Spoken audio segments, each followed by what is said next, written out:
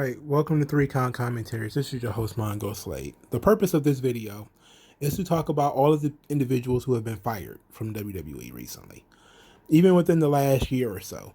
This springs out of just general rule that in life, things can make you bitter or they can make you better. I know a lot of people have heard that before, and I really sat down and I thought about it. In wrestling, when you get fired from a company, either you can get bitter or you can get better. And sometimes it's both, right? Sometimes one leads to the other. Sometimes your bitterness does make you a better performer. I can give you 2 or 3 good examples of that, but there's some times where a guy just gets bitter. And because he's bitter, he doesn't really get any better. He doesn't learn anything. Ryback is number one when it comes to this. Ryback got fired from WWE, I don't know how long ago. If you ask him if he got fired, he'd probably say he quit. But it doesn't matter. Ryback separated from the WWE, I don't know, maybe 4 or 5 years ago now. He hasn't worked anywhere else. He still takes pot shots at WWE whenever he can. The dirt sheets are still willing to talk about whatever he says and does because it gets them clicks. Compare that to Jinder Mahal.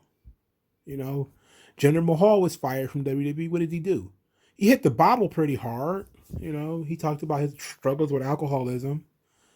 And then once he bounced back from that, he got himself into alpha shape and, went out there and started to kill and ended up getting his job back. Not only that, but he ended up getting the WWE title. Drew McIntyre, another one, got the can. Hit the skids pretty hard and went on the indies, worked on his promo skills, worked on his look, and worked his way back into position. People have done it before. It is not out of the ordinary that WWE releases somebody and then that person comes back later, bigger, better, But then there's times where sometimes a guy gets fired or he quits or whatever, and then he storms off to go somewhere else. And instead of getting bitter, he gets better. Number one guy on this list to me would be Shane Douglas. He would be a mixture of both. He was very bitter in ECW. During the early days of ECW, he was very bitter. Shane Douglas was always mad at Shawn Michaels and Ric Flair for how they treated him in the WWF and WCW respectively. He always had a problem with those guys. He never really liked them. Well into 97 or 98, you still hear Shane Douglas talking about shit that happened in 1991. He still complained. 6 years later, he will still be complaining about the same shit. 6 years later, like this was a guy who was a solid main event guy for ECW. He still had a chip on his shoulder. Still had a problem with Ric Flair and Shawn and how those guys treated him when he was in those companies respectively. Never really got out of it, and that did limit his career, even though he had a great career in ECW. WWE didn't want him back. Remember that time they told that story that when they hired Perry Saturn and Dean Malenko, they were supposed to bring Shane Douglas with them, and then they told them to shake Shane. Essentially, we'll sign you 3 guys, but we're not bringing Shane in. Because Shane had talked so much shit.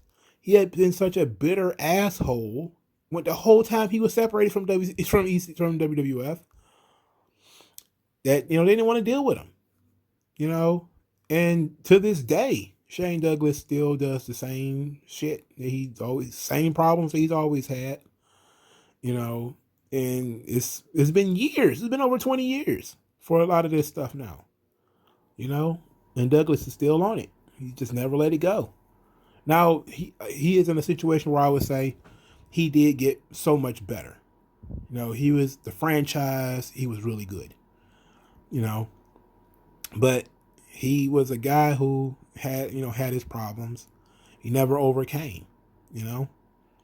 And sometimes the wrestlers today don't see that there is an opportunity in getting fired, and in getting fired, in getting released for you to become a better performer. Most people just go back to their comfort zone when they get released, right? That's what Jon Moxley did. Most people think, oh, Jon Moxley, he's so much better now. It's like, no, this is the same shit he was always capable of doing. He's not doing anything different than he usually does. You know, he just, he got a bigger platform for a couple of years, and then he quit, and then he decided to go to the Indies, and they was going to love him no matter what he did anyway, because he left WWE to go to the Indies. So it just so happens that he's actually doing good shit. And it took a while for him to get there, because his early Moxley stuff was trash. And then, more recently, within the last couple of months, maybe last 5 or 6 months, he's been pretty good. But like that first year or so was not good. It was trash. But he didn't get better. He just fell back into his comfort zone. And that's what a lot of people do, because they want that comfort zone so badly. And WWE, a lot of it, very often they take it away, like you want to be this guy, because everybody wants to be the cool, swaggering, John McClane from Die Hard, but not everybody can pull it off. Or then you can't have a roster full of those people. You can't have a roster full of Stone Cold Steve Austins. So that's just not going to work. Because then you're diluting what makes Stone Cold Steve Austin special. And I'm not saying Jon Moxley likes Stone Cold Steve Austin at all. I'm just saying, like, he has, I see him as a modern Terry Funk, and I don't mean that to say that he is Terry Funk, but that's the style that he works in. Is that he is a will do anything, will fight for food kind of guy, even though he's got, probably way more money than he will ever spend. But, that's kind of been my idea here, is that you have a lot of guys who leave WWE and they have problems. Over the last couple of days, I've seen interviews from Cara. Let's talk about Cara for a moment.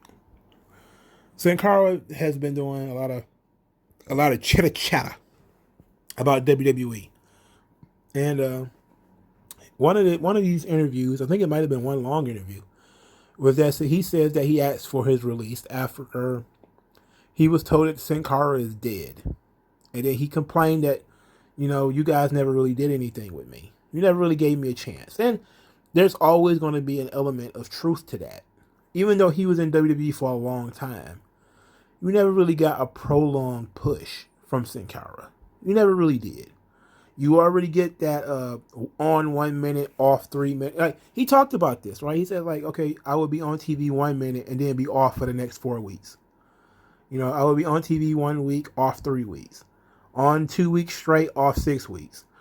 Like, you can't get any momentum when you're doing that. That's absolutely true. At the same time, though, and this is not a slight at him. This is just a fact.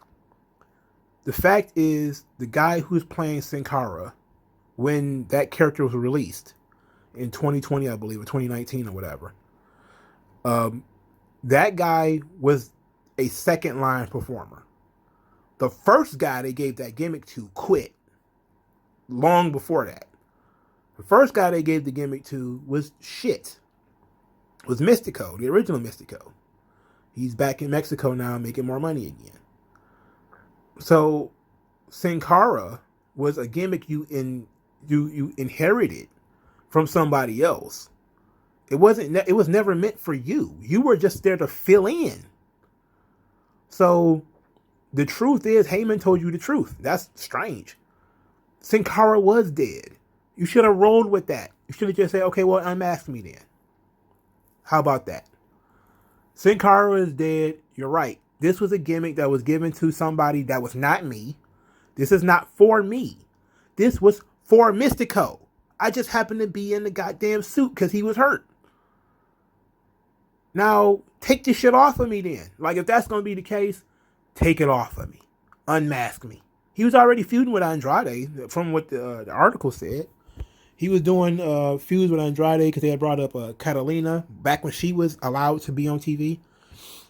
Before they took her off TV. Now she's not even on NXT. I don't know where the fuck she is. And, but I'm saying, like, that's something. Where, where he says, like, oh, it's not always the talent not working hard. Everybody works hard. They just It's not about your talent. They pick and choose who's good and who's not, and who gets the shot and who doesn't. And he used Jon Moxley as a good example, saying, "Oh, they gave Jon Moxley everything. He was still miserable and he quit." And I say to myself, like, for every good point that he has, he comes out with like two negative points. Like, Moxley is a good point. They did give Jon Moxley pretty much everything, and he was still miserable and he quit. Just because that's kind of guy he is, you know. And he's basically saying, like, hey, if you'd have looked at some other people and not put all your effort into this guy who was going to complain anyway, you know, you should have looked at other people. Then if he'd have said it that way, like, maybe you wasted your time on Moxley. You know, maybe y'all shouldn't have gave him the title all those times. Maybe I shouldn't have put him in the main event all those times if he's going to be complaining the whole fucking time. And I would say, you know what? Maybe you shouldn't have. But at the same time, if he was making money, which he was, you know, he was selling a bunch of t-shirts and stuff, it's just something they got to deal with. It is about your talent. Now, he keeps talking about, oh, it's not about the talent anymore. It's about who they pick. They tell the fans who to like. And I'm saying to myself, yeah, that's kind of how wrestling is, though. You know, that's the wrestling business. You know, you offer people a smorgasbord of performers. You tell them to boo these guys. You tell them to cheer these guys. If these guys get more cheers than other guys, then those guys get pushed. At least, you know, theoretically. I know it doesn't always happen that way. You know, sometimes there's different character stuff, like with Zack Ryder, where his character just was not going to work as a main event performer. But ultimately, the company cannot tell the fans who and what to like. If people really, really wanted Sin Cara on TV, they would have pushed for Sin Cara to be on TV. They would have tweeted about Sin Cara being on TV. They would have demanded Sin Cara on TV like they did with Zack Ryder. You know? But nobody did. So, yeah, you have a good point that the company does pick and choose, and that it's not always about talent. Sometimes it's about look. Sometimes it's about, you know, personality. What else can you do? But that's the situation I'm talking about when it comes to bitter and better, right? Like, Sin Cara left, and the Andrade thing seemed to really bother him. Like, the Andrade leaving thing seemed to really concern him, because I think that was the last guy he worked with before he left. You know? And Andrade is another one, too. You know? He's been making a lot of comments about, oh, yeah. Well, both of them have been playing the race card, too, with the whole, you know, Mexican thing. That's a completely different. I don't want to fall into that hole. Because we know WWE's had more Mexican world champions than black ones. You do the math on that. I think it might be equal now. Because you had, Rock, Kofi, Lashley. You say you had Eddie, Ray, Del Rio. Yeah, I mean, there's been as many black champions as there has been Mexican champions, and Mexicans have been more prominently promoted in WWE than black people. So I'm not going to go into that whole nonsense. I'm just saying, like, it's the idea of being bitter or the idea of being better. Either you can go take this opportunity having been released to get your shit together, fix on your promos, fix your look, change your character, and then you can work hard, and maybe you can come back in the future as a different performer, under a different name, with a different look. Or you can just say, "There's nothing wrong with me. It wasn't me, it was you." And if it was you, then that should be, okay, when you go to the independents, you should blow up and become a huge star, which doesn't always happen. You know? In fact, it doesn't happen in 99.9% of cases. Most people go to the independents and they dissolve in like salt and water, you know? Like Pac, you know, Neville. You know, he was supposed to be a huge star from what I heard of people online. He was literally salt and water. The moment he left WWE, he just dissolved into the rest of the indies. He's another indie midget doing flying whoop-de-doos. The only difference is he was on Raw for a couple of years. There's any number of guys like that. The Codys and the Moxleys, very rare. You know, most guys, they dissolve in water. It's just nothing. Once they leave WWE, they go right back to doing whatever it is they was doing. Look at Miro right now. You know, he was bitter for a while, talked about, how he was embarrassed and they making him look stupid and all that shit. Then he went over to AEW, and now what is he doing? Not doing anything.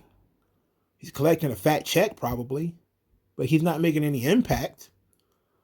Matt Hardy was another one. He left in 2020. He's been taking pot shots at WWE over the last several months. What exactly is Matt Hardy doing? He's not exactly setting the world on fire. And I know some people say, well, he had 1.2 million people watch AEW Dynamite. Like, that ain't got shit to do with him.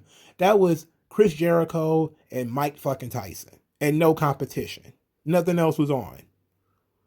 We'll see if it sticks. Kudos to them.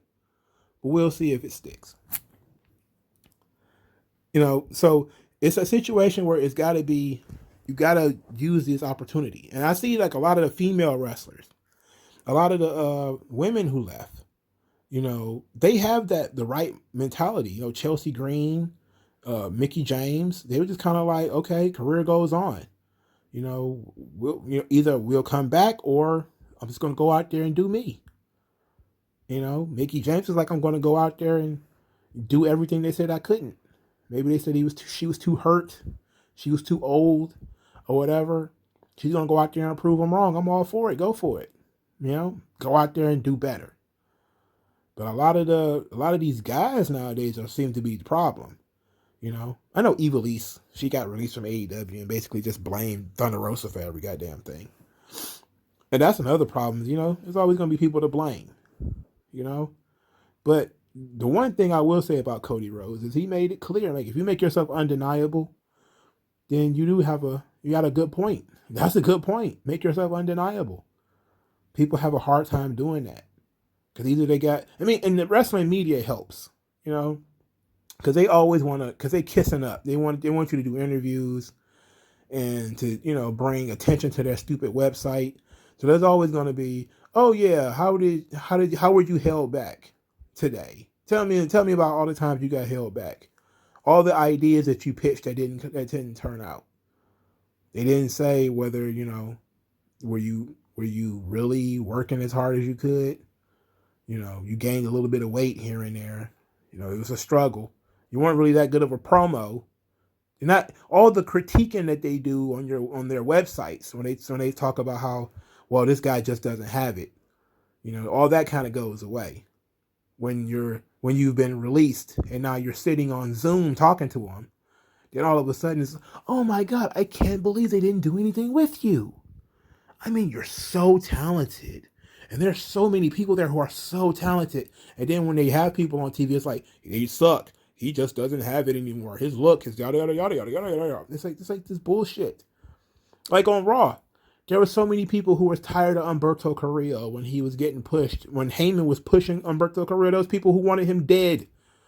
They hated him. They took Humberto Carrillo off TV for a long time. He came back. Everybody was like, oh my God, Humberto, finally.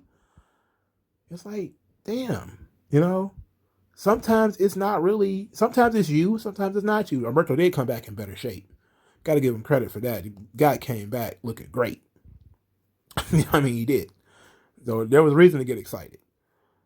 But sometimes it's, you either get bitter or you get better, and the wrestling media wants you to stay complacent so you can be happy on the indies and they can, maybe slide a couple bucks your way to do these interviews. But a lot of these people, they don't get better. They just get bitter. And it ruins everything because they don't know how to adjust. It's easy to blame other people. And like I say, man, every wrestler that's a legend now has been fired from somewhere. Never forget, Undertaker got fired from WCW. They said he'll never draw a dime. Stone Cold Steve Austin broke his arm, got fired from WCW. It's been it's crazy stuff. Sometimes guys just up and leave because they're not making enough money, but sometimes guys get canned. And they say, fuck it, I'm about to go out here and improve my worth. And they do it.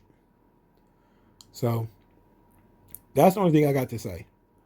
I don't think that wrestling fans do wrestlers justice when you playing kiss ass with some of these people out here and pretending that there was nothing wrong with them or that you was always a fan or that you even buy into this bullshit.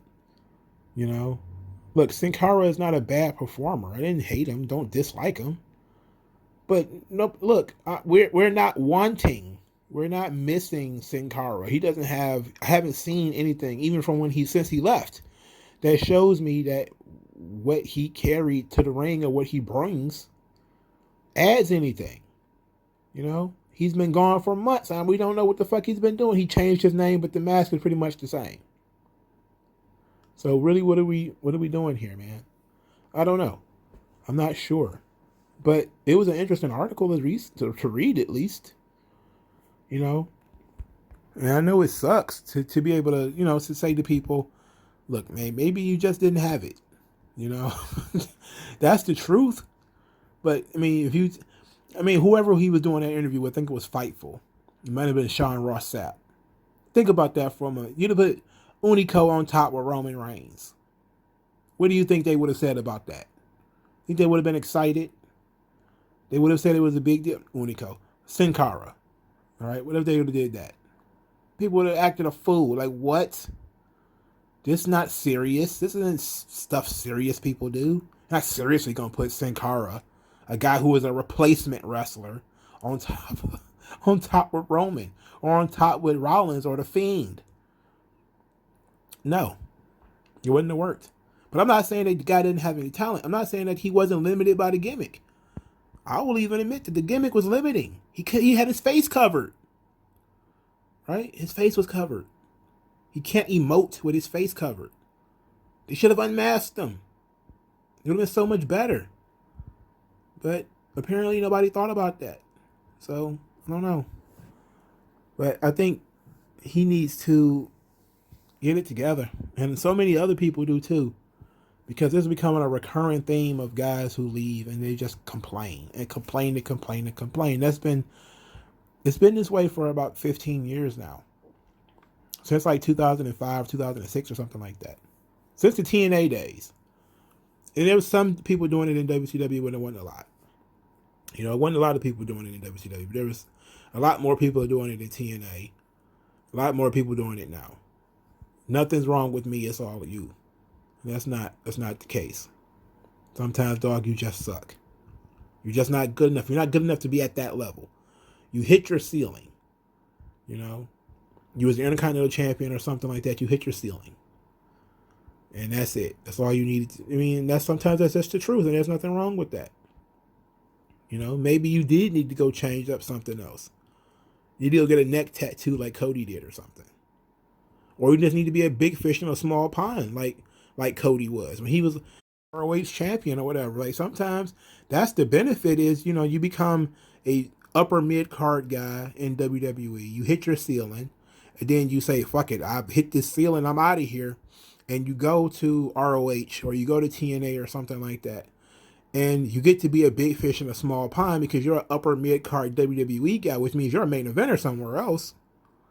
You know? And then you get to break through the glass ceiling and be a star. In some cases. Christian did it. You know, Rhino did it. Raven did it. You know, guys do this stuff sometimes. And I think guys are, maybe because there's fewer companies, even now than there was in the 90s, that, well, even though, no, as a matter of fact, I can't say that. There's more now. Because there was only 3 major wrestling companies in the 90s. WWE, ECW, and WCW. Now there's at least 5. You got WWE, Impact, AEW, Ring of Honor, MLW now is about to be on TV because they're going to be on Vice. So you got at least 5 or 6 televised wrestling promotions now.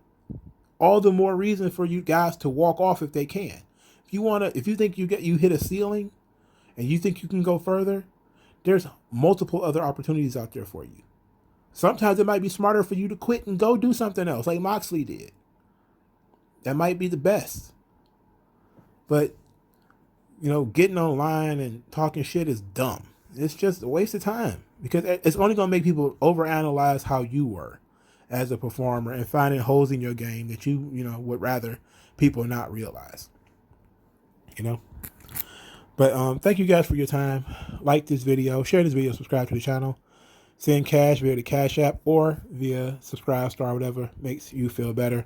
Also, you can follow me on Twitter. And thank you guys for your time, and I'll talk to you guys later.